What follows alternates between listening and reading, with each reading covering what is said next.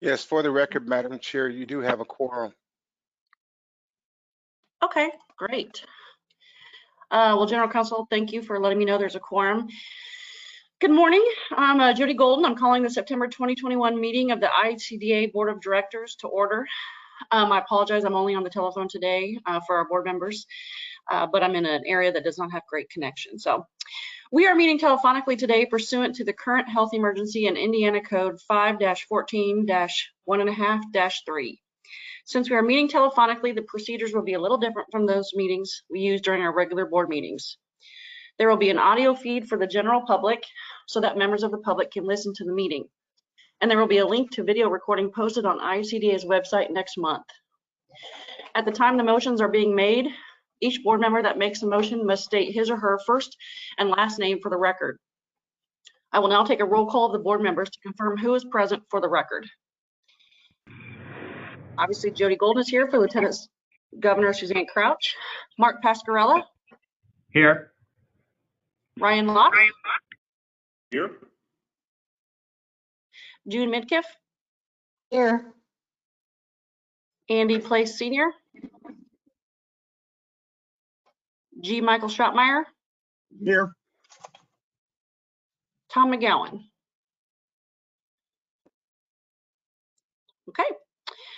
The first item on the agenda is the approval of the minutes from the August 18th, 2021 board meeting. Board, are there any questions regarding the August 18th, 2021 minutes? If not, may I have a motion to approve? Madam Chair, I move to approve. June Midkiff. Mark Pascal, second. Okay. We have a motion and a second. All those in favor? Aye. Aye. Hearing no one opposed, the motion passes. We'll move on to the real estate department section of our agenda today.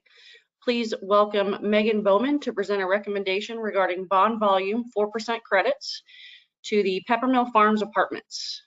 Megan? Thank you and good morning. My name is Megan Bowman. I'm a rental housing tax credit specialist. Peppermill Farms is the 8th bond application we've received and reviewed in 2021.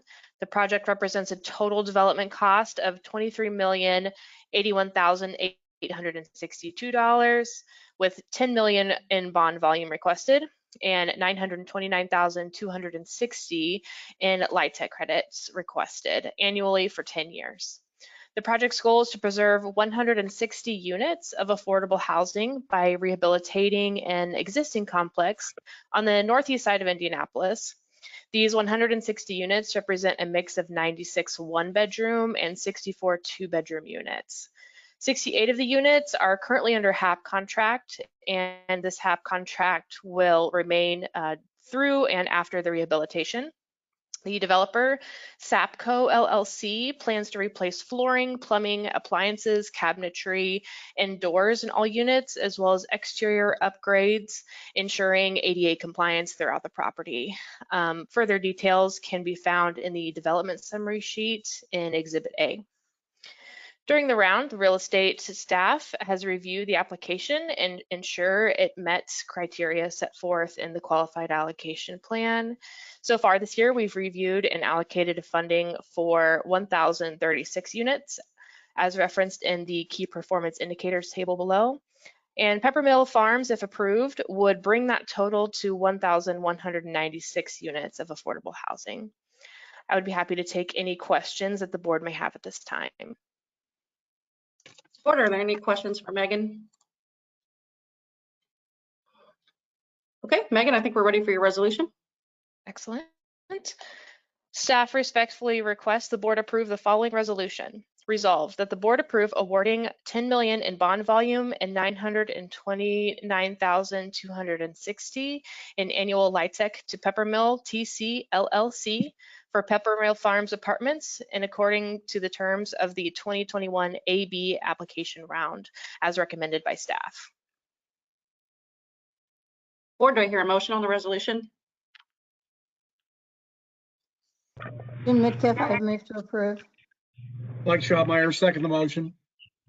Okay, we have a motion and second. All those in favor? Aye. Aye. Any opposed? Okay, the motion passes. Thank you, Megan. Thank you. Okay, we'll move on to the second piece, the tax credit assistance program. Please welcome Alan Rakowski to present a recommendation regarding the tax credit assistance program policy and delegated authority. Alan? Yes, thank you. Good morning, everyone. I'm the Alan Rakowski, Director of Real Estate Allocation, here today to present the recommendation for the tax credit assistance program policy and delegated authority. So starting with background on Tcap, the Tcap funding originates from the American Recovery and Reinvestment Act of 2009. Back in 2009, the state received $38 million through this act, and IHCDA administered this funding. The assistance was set up as short-term loans to projects that were experiencing financial hardship and difficulties due to equity pricing and other factors at that time. So we, as you mentioned, we set these up originally as loans to these projects. As a result, we began receiving loan payments and program income, and in 2014, IHCDA was able to issue a new Tcap policy at the time to use the loan proceeds to offer short-term equity and bridge loans to projects that were struggling at that time. Currently, all the loans have been repaid, and the 2014 Tcap policy has since expired. So fast forward to today, at the beginning of the year, IHCDA began hearing from its development partners about cost increases that were impacting financial feasibility of their tax credit projects. So we began hearing this enough that we worked with the Indiana Affordable Housing Council to have them host a listening session with their members. That was held on June 7th to gather more information about what our developers were seeing, our partners were seeing as far as the rising costs. So during that listening sessions, the key concerns that were raised to us were concerns with the rising cost of lumber, which was a big issue, and I know that we received a lot of publicity really throughout the spring into the summer. Also, rising costs associated with labor and labor shortages, rising costs of other building materials, also rising costs of appliances and having difficulty finding appliances and being able to furnish and complete projects. So IHCDA began after this listening session exploring ways that could help assist to address these cost overruns a lot of our projects were experiencing. So on the process, on August 11th, IHCDA released the first draft of a policy. We identified Tcap as a source to help these deals that were experiencing cost increases. So the Tcap funding would be offered as gap financing in these tax credit deals that were running into cost overruns. We issued the policy on the 11th, August 11th, and then the public comments were accepted for 2 weeks. At the completion of the public comment period, we issued a draft policy, and what we have today is the final proposed policy before you, how we are proposing to use our Tcap funding. So Exhibit A, if you can refer to that in your packet, I'll highlight just some of the key points of our proposed policy. So as I mentioned, we will use our Tcap funding.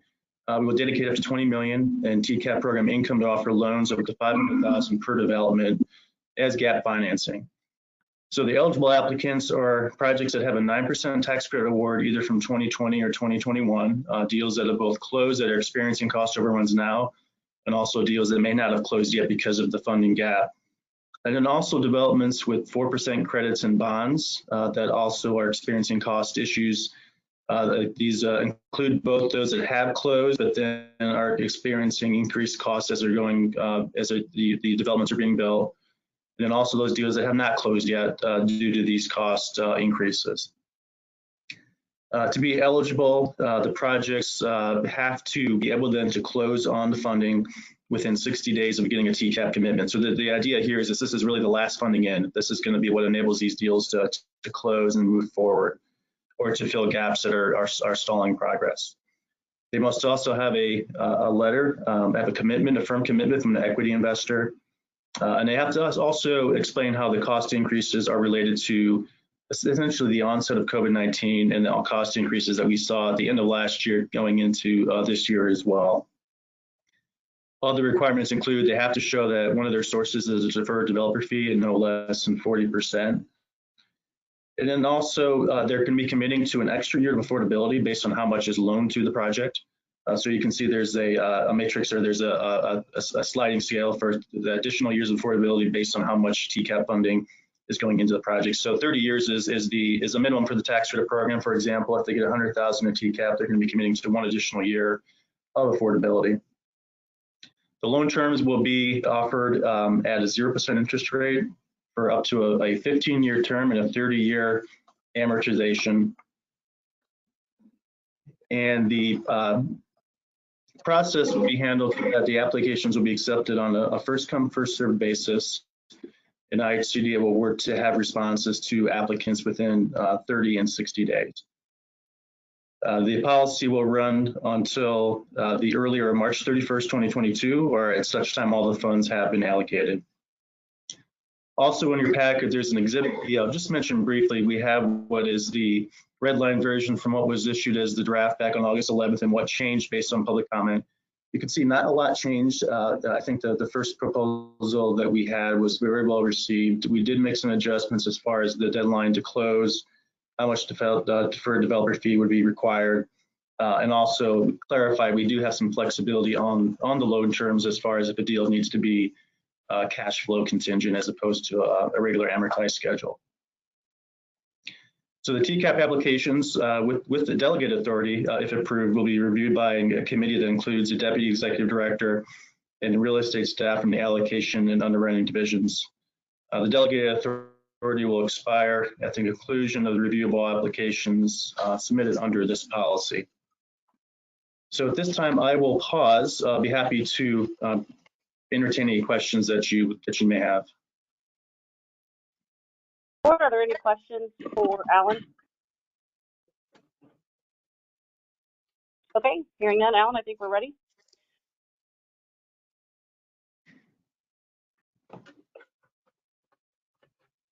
Alan, did you have a resolution?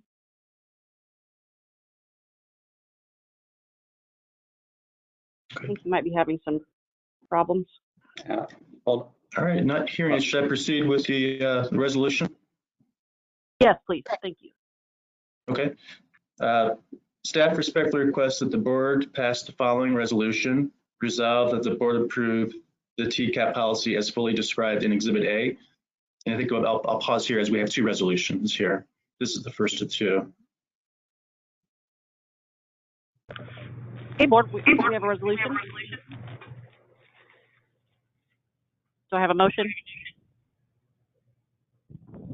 I'd like to approve. Mark Pascal, second. Okay, we have a motion and a second. All those in favor? Aye.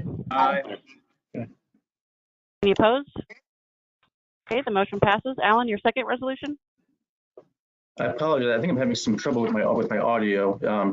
Are we ready to proceed to the second resolution? Yes, please. Okay. Can you all hear me?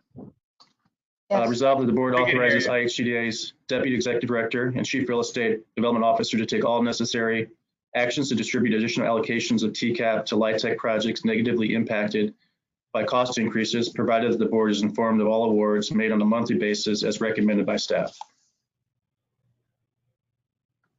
Hey, board, we have a resolution. Do we have a motion? June Mitkiff, I move to approve. Rylock, second. Okay, we have a motion and a second. All those in favor?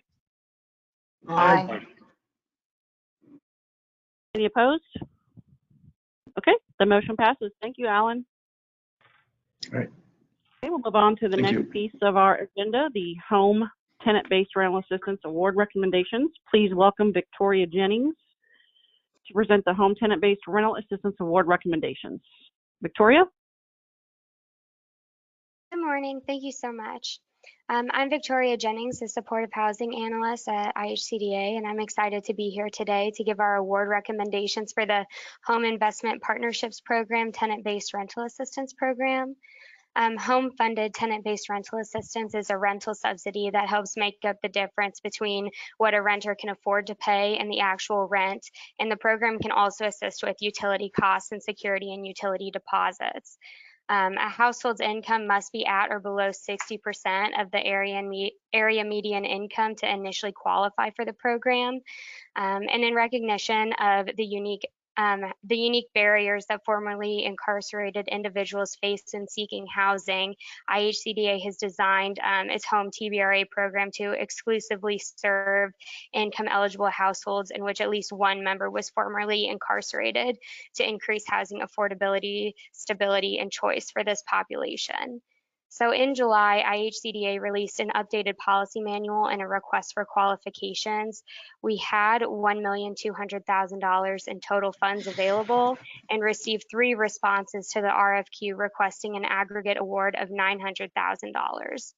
We reviewed these responses and recommend that we fund the 3 applicants listed in Table A. There were no applications submitted that were not recommended for funding this year. And now I can pause for questions. Board, any questions for Victoria? Okay, Victoria, I think we're ready for your resolution. Staff respectfully requests that the board approve the following resolution. Resolve that the board approve an award of Home Investment Partnerships Program funding in an aggregate amount not to exceed $900,000 to the 3 organizations as set forth in Table A to use for tenant-based rental assistance as recommended by staff.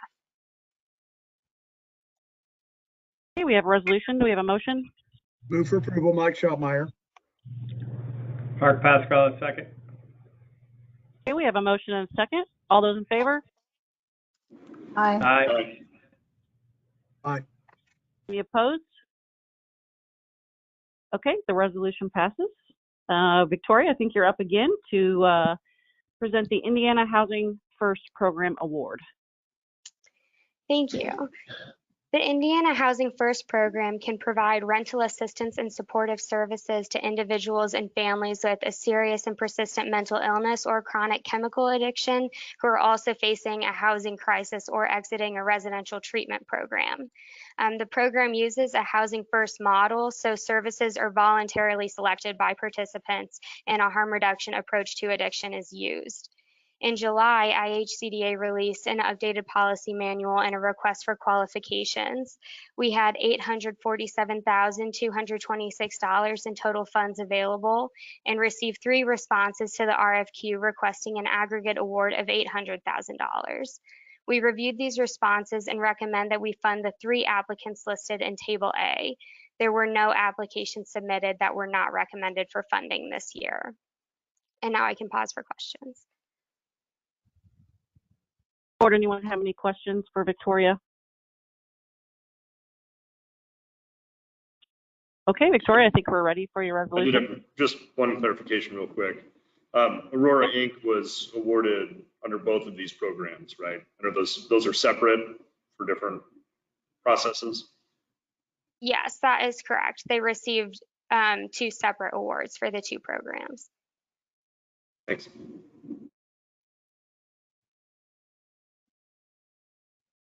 Any other questions? Okay, Victoria, I think we're ready for your resolution. Staff respectfully requests that the board approve the following resolution. Resolve that the board approve an award of Indiana Housing First program funding in an aggregate amount not to exceed $800,000 to the 3 organizations as set forth in Table A as recommended by staff. Okay, board, we have a resolution. Is there a motion? In Midkiff, I move to approve. Mike Schotmeyer, second. Okay, we have a motion and a second. All those in favor? Aye. Any opposed? Okay, the motion passes. Thank you, Victoria. Thank you. We'll move along to the section E of our agenda, the Housing Choice Voucher Annual Plan and Administrative Plan Submission. So please welcome Jeff Z, who will present a recommendation on that Housing Choice Voucher Annual Plan and Administrative Plan Submission. Thank you. Yeah, I am Jeff Z. I'm the Housing Choice Programs Director here at IHCDA.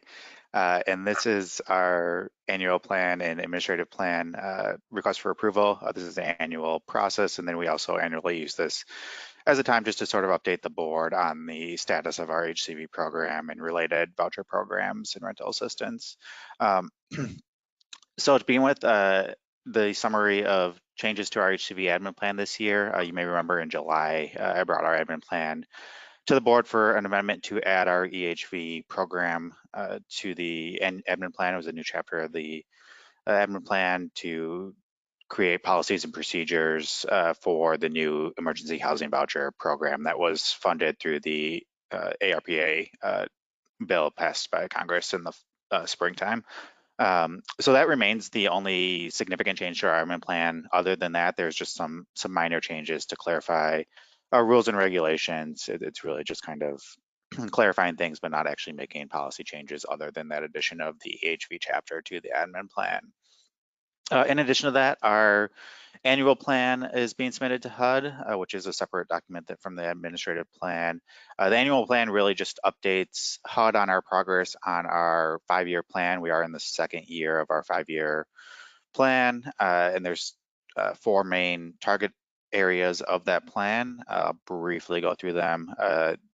The areas that IHCDA identified in our 5-year plan in 2020 was to create kind of a family self-sufficiency or similar alternative program for our voucher recipients to encourage income growth and increased self-sufficiency. In 2020, we hired an AmeriCorps Vista who kind of created a plan to implement such a program. That implementation was delayed by COVID during the last year, but we remain hopeful that as things get back to normal, we'll be able to continue work on encouraging our participants to increase self-sufficiency through the use of individual development accounts or other similar programs that work with tenants on training and also financial stability. Second part of our 5-year plan was to commit an additional 500 units of project-based vouchers over the next 5 years for permanent supportive housing.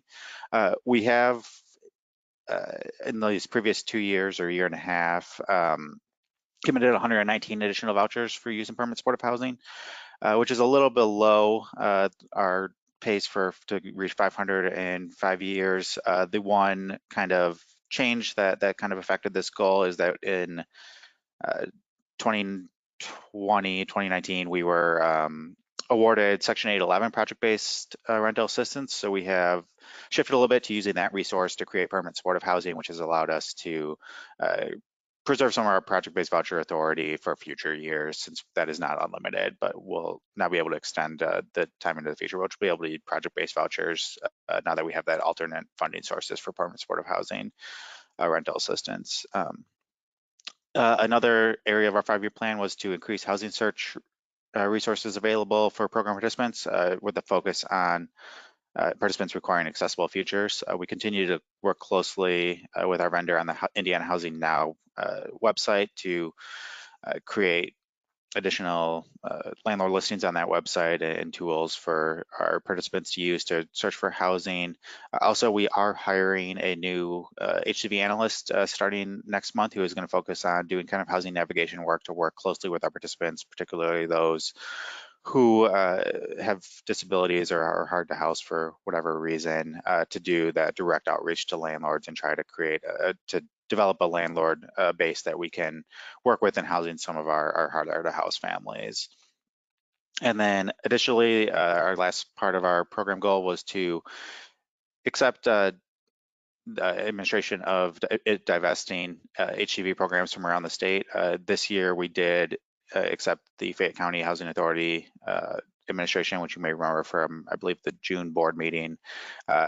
So we'll continue to do that and work with HUD as those smaller housing authorities around the state are forced to divest for whatever reason. We're there so that we can preserve that affordability for the households that are served by those programs. And then quickly to summarize what the new activities that we anticipate making in 2022. This is all for the 2022 program year. We received those emergency housing vouchers that I mentioned earlier. We are currently working on starting that program up and administering vouchers to those households who are experiencing homelessness in collaboration with our community services team and coordinated entry. And then we also anticipate making additional project-based voucher to support teams that are awarded tax credits following the 2022 Indiana Permanent Supportive Housing Institute. So with that, I can take any questions before I read my resolution. Board, are there any questions for Jeff Z? Okay, Jeff, I think we're ready for the resolution. Staff respectfully requests the board approve the following resolution. Resolved that the board approve the HCB 2022 annual plan and the attachments that are required in preparation for submission to HUD as recommended by staff. Okay, board, we have a resolution. Is there a motion? So moved, Mike Schotmeyer. June Midkiff, second. Okay, we have a motion and second. All those in favor? Aye. Aye. Aye. Any opposed? Okay, the motion passes. Thanks, Jeff. Thank you. All right, we'll move on to section F of our agenda today, the Emergency Rental Assistance Subrecipient Awards. Please welcome Rayana Binder to present these recommendations regarding the Emergency Rental Assistance Subrecipient Awards. Rayana? Good morning, ladies and gentlemen of the board. I'm here today with an additional 3 subrecipient awards. As we discussed in our August meeting, the state of Indiana Balance of the State program did originally receive over $371 million. We launched in March, and we have been in constant communication with the other 6 municipalities operating individual ERA programs within the state of Indiana. Since the initiation of those programs, we have been in open and honest communication with them and expressed to them that if they have a need for additional funding, that they could come forward and request that funding from the Balance of the State program. And we have 3 communities that have done so today. The first is the city of Fort Wayne. They have brought a request to us for an additional $6 million in rental assistance and $600,000 in admin. They will be using this funding to provide a 12-month assistance period to 950 households that have already been served. This will bring the assistance provided in Fort Wayne into parity with that provided by the Balance of the State program, and also allow them to continue to fight evictions and provide stable housing for those in their community. Our second request is from St. Joseph County. This is a request for $3 million in rental assistance and $300,000 in admin. St. Joseph County will be using the requested funds to assist 700 qualifying renter households, and also has an additional 600 applications in their backlog that they intend to provide assistance for as well. Our third and final request today is from Lake County. They are requesting $17,400,000 in rental assistance funds and $1.6 million in administrative funds. These funds will be used to provide assistance to newly received applications for 1,200 households, and also recertification assistance, providing a full 12-month benefit for an additional 2,700 households that have already been served by the program. Again, we are looking to make sure that there is parity in the program throughout the state of Indiana by providing this assistance to Lake County as well. I will pause at this time for any questions that the board may have. Any questions for Rayana? Okay, Rayana, I think we're ready for your resolution. All right. Resolve the board approve awarding Emergency Rental Assistance 1 funding in the form of grants in the aggregate amount not to exceed $28,900,000 to the grantees set forth in Table D as recommended by staff, including the City of Fort Wayne, the County of St. Joe, and the County of Lake. Okay, board, we have a resolution. Do I have a motion? June Midkiff, I move to approve. Lost my voice there. Mark Pascal, second. Okay, we have a motion and a second. All those in favor? Aye. Any opposed? Okay, the motion passes. Thank you, Rayana. Thank you. Okay, we'll move on to the section 3 of our agenda today, community programs. Please welcome Emily Krauser to present a recommendation regarding the 2021 to 2023 Low-Income Household Water Assistance Program funding. Emily? Good morning, everyone. I'm here to present on the allocation to subgrantees for the Low-Income Water Assistance Program.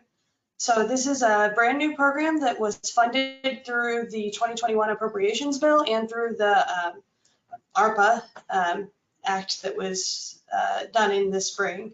So this is a brand new program, and nationally it's being run alongside the Energy Assistance Program with as much crossover as possible. So we've taken that at the local level and have been preparing to launch this program alongside the Energy Assistance Program, utilizing the same application and the same income eligibility, as well as using the same provider network that runs our current Energy Assistance Program. As such, we would like to decide our allocations to subgrantees in the same way that we do for energy assistance, since we're using the same subgrantees and the same kind of network of clients.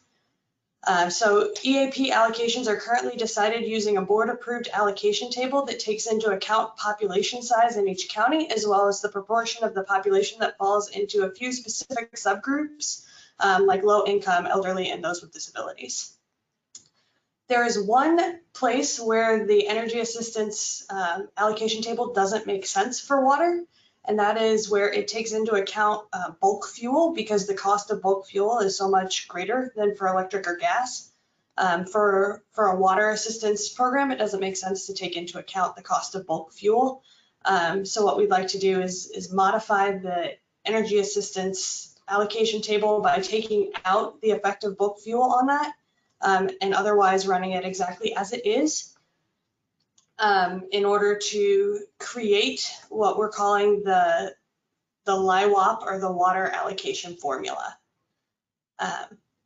And so our recommendation today is to be able to fund the energy assistance network that will be providing the local service provision piece of the program using the new water allocation formula.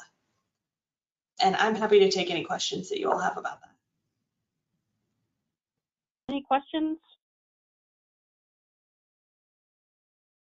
Okay, Emily, I think we're ready for your resolution.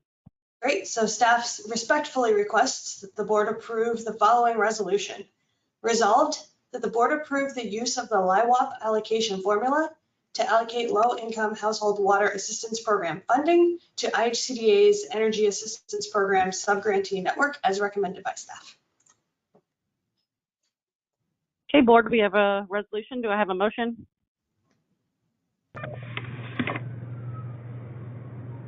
Move, Mike Schotmeyer. Whitcup, I second. Okay, we have a motion and a second. All those in favor? Aye. Aye. Any opposed? Okay, great. Well, thank you, Emily. Thanks, everybody. All right, we'll move on to section 4 of our agenda, the executive update. Please welcome Jacob Sipe, Executive Director, with an update. Jake? Good morning, members of the board, and thank you for giving me an opportunity to give you an update this morning. Real few things here I can just brief you on. Each year we host a annual housing conference with the Indiana Affordable Housing Council, and I'm really proud of that partnership and being able to bring together housing service providers from across our state to bring them together and share and have great sessions and on conversations around creating and preserving affordable housing. So part of that also, we conclude the conference with the Lieutenant Governor's Excellence in Affordable Housing Awards. So I just want to mention real quick those and recognize those who received an award last Friday, and I want to thank them for everything that they've done for our state. And then also those that were also nominated also deserve to be give a shout out to as well. Each year we do provide an award to an outstanding resident of the year who is dedicated to giving back to their community and the property that they live at with their other residents. And this year, Rodney Allen from Florence Fay School Apartments received this award. You know, Rodney, for his recognition for everything that he does in terms of things like paying out of his own pocket to support some of the bingo games on Friday nights, providing gifts for all those that are new move-ins to the property out of his own pocket. You know, he picks up trash for the seniors that cannot walk to the dumpster. He helps them take that out. He oftentimes provides his own car to some of the residents to ensure that they can get to their medical appointments. So those types of acts of kindness and giving back really rise to a level where I'm proud that IHCDA, in partnership with the Indiana Affordable Housing Council and Lieutenant Governor Suzanne Crouch, was able to recognize him and give him an award for being an outstanding resident of the year. So really proud of that recognition for Rodney Allen. So we also recognize 4 types of developments that have received financing from IHCDA. This year, our senior property was Katie Jean Cove in New Haven. They were recognized for developing a really nice development that provides car garages for the residents at each unit. I had the opportunity to visit New Haven and Katie Jean, and it really is a really nice development for seniors. For the urban development, Gladstone Apartments in Columbus, we recognize in rural, Otterbein Commons and Otterbein received the Rural Award. And then for special needs property, Sargent Place in Kokomo, and Sargent Place went through the Indiana Permanent Supportive Housing Institute a few years ago and was placed in service just this summer. And again, a really nice development that provides safe, decent, affordable housing along with wraparound services using the Housing First model to ensure the residents are successful in maintaining their housing as well, long-term for permanent. So really proud of that, of this year's housing conference. I know a lot of folks on our team, and then also members of the Indiana Affordable Housing Council, dedicated a lot of time and effort and a lot of uncertainty in terms of would we be able to host an in-person conference. And so I just want to thank everyone who contributed this year in making sure that we were able to host an in-person conference, and also some members from our team, specifically Brian Phillips and some other folks, ensured that we were able to record a lot of the sessions. So those that didn't feel comfortable coming to the conference or were not able to go to the conference can still access and see those sessions in a virtual format. So really proud of our team and the partnership we have there. So I want to give you a quick update on the Indiana Emergency Rental Assistance Program. Rihanna, and thanks to the board for allowing us to make these awards and right size the allocations that Treasury has made to our state. Obviously, there was a disproportionate amount of allocation that went to the state versus those in areas where there's very extremely low poverty and had higher numbers of foreclosures historically. So I'm proud that we are recognizing and using the data to right size that allocation to ensure that we're providing our resources in areas where we know there's the greatest need. And I want to thank the board for allowing us to do that in partnership with the City of Indianapolis's last month's award, and then today with Lake County, St. Joseph County, and the City of Fort Wayne to make sure that those dollars are getting to residents and our landlords to maintain housing stability. So, but just a real quick update on where we are. As you know, I mentioned last week on August 2nd, we started posting a weekly report so you can see firsthand how the progress is going. And I want to just mention a few things here. As of actually, as of this morning, we're just over 10,000 households we've assisted, and we've obligated just over, I think around just over 105 million has been obligated. We're still processing, close to about 8,500 applications. Those are going through much quicker in terms of our turn time on those. On October 1st, we are making a upgrade to the application portal that is going to be much more user-friendly for renters to apply, and also for landlords. We recognize the importance for landlords to be able to have transparency in seeing where their residents are in terms of their application process, and that's something we just haven't been able to offer at this point because of the existing system we're using. But on October 1st, next Friday, we'll be releasing a new program, a new update to our software system, and we'll be able to enhance the experience for landlords. And I know that's something that we've received a lot of comments from our landlords, and we certainly are supportive of improving our application, not only the process, but also for our landlords as well. So really proud that we'll be able to do that. In order for us to do that, I'll mention I'll send this out tomorrow. We do need to take down the application portal for about 48 hours to allow us to do this upgrade. So on next Wednesday at midnight, we're going to take the application portal down, and then it'll come back up live on Friday morning at 8 a.m. So that we'll have fresh, our new system will be up and going. So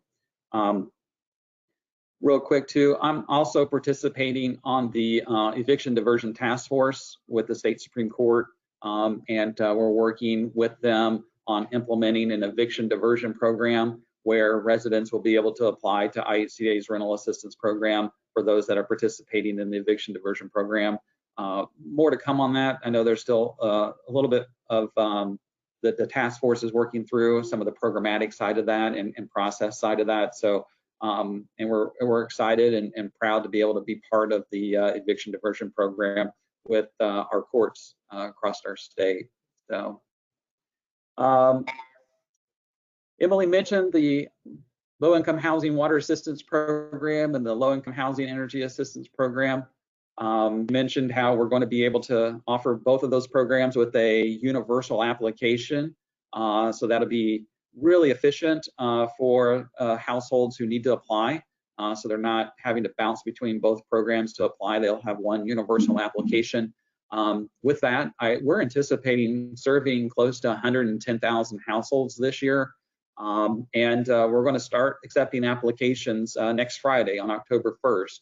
So we'll be doing more outreach and things like that related to the LIWAP and LIHEAT program here as we move into the heating season, and then making sure folks are aware that there is a water assistance program available. So Housing Assistance Fund update, just real quick on where we are with our Housing Assistance Fund. As you may recall, this is going to be a foreclosure prevention program. This is the dollars that we've received from the U.S. Department of Treasury. We've submitted our plan to Treasury. We're still in a wait and see status. Treasury has not reached out to us. They have not provided us with any feedback on our plan. They have not provided us with any timeline when we will receive that go ahead to begin accepting applications. So we're still working behind the scenes to make sure when we get the okay to begin that we start as soon as possible. On September 8th, we did send out an update that also included a frequently asked questions to those who have signed up to receive updates on our Housing Assistance Fund at 877gethope.org. So hopefully we will hear soon from Treasury on our plan and get approval so we can begin to accept applications and provide mortgage assistance to households that may have been impacted by the pandemic. So those are programs and the housing conference update on what we've been up to. Just a reminder, the October IHCA board meeting is scheduled for October 28th at 10 a.m. Eastern. I anticipate that we'll have another virtual meeting. So however, that could change, as we all know. We all are adapt to changes. So however, right now we're anticipating the October 28th board meeting being virtual. So with that, Madam Chair, I will stop and send it back to you. Okay, thank you, Jake. Is there any questions or comments for Jake and his update? Who won the golf outing, Jake? I don't know.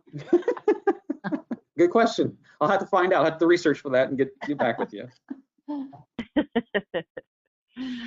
Well, Jake, I just want to tell you on behalf of Lieutenant Governor Crouch, thank you and your staff and the board as well for all that you're doing. I know you guys are doing tremendous work under a lot of different regulations and requirements and pressures, and so we appreciate all that you guys are doing.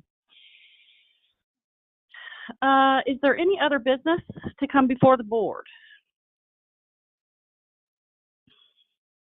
Okay. Hearing no other business, then this meeting is adjourned, and it is 10:47 a.m. Thank you all. Thank you. Thank you.